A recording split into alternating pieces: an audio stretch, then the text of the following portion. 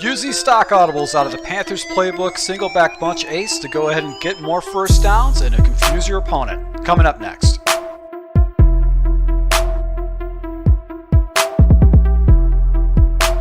Hey, this is Full Game Prometheus, the only YouTuber that actually shows you full games of all the tips and schemes I post on my channel. I'll show you the good, the bad, and the ugly. Alright, so guys, this is part 3 of a 3-part series out of the Panthers playbook, single back bunch ace.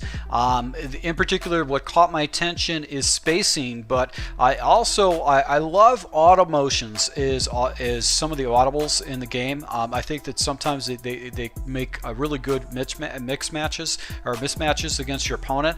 And what this particular playbook actually has a really good audible where you basically take your tight end and he slides across the formation, and it's got a nice halfback ace power, which has got really good blocking, and then you got the play action waggle, which is really good to attack your opponent with. So let's go in and show you the run play, and then we're going to go ahead and show you how the play action waggle you can use the show of the run to go ahead and attack your opponent over the middle and deep. So we're going to run against random defenses, and basically, once again, this is just like running a typical power O. We're going to watch the tackle. The tackle is going to tell us we're going to go inside or out, and basically going to go ahead and take this puppy out because he did not go inside to any kind of defender. So let's just go back to this again. Let's see where the tackle goes. Tackle goes out, and that's the direction we're going to go with it. Not a very good defense against the run. You can see all the pancakes, but that's going to be how we're going to make that read. So let's go ahead and see what the tackle does again. Tackle comes in, so we're going to go in. So this is how I read off Power O.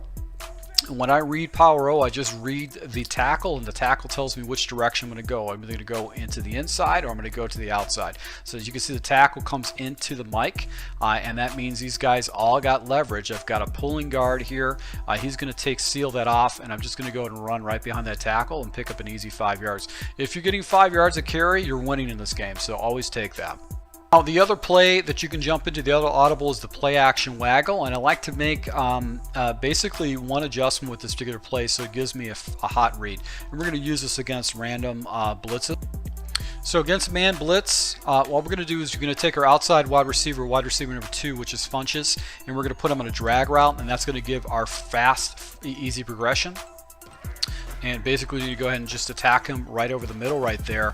That's going to be the read we're going to go with against man pressure. Now, if your opponent's using a lot of man pressure too, you've got the deep corner route by the backside.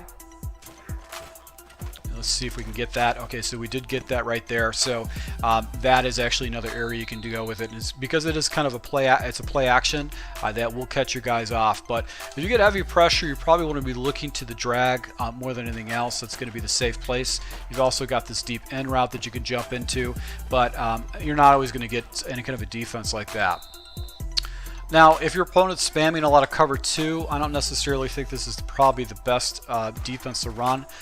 Drag should be, it could be wide open, but I would say probably cover 2, the way this play is set up, unless you make any kind of adjustments, it's probably not the best play to go ahead and use against your opponent, because a lot of these areas of the field are going to be covered up. So you can see right there, I had nowhere to go with that particular ball. So the only way that you can complement it is if you've got an opponent that's spamming a lot of cover 2, is just go ahead and streak up Funches instead of actually putting them in a drag route.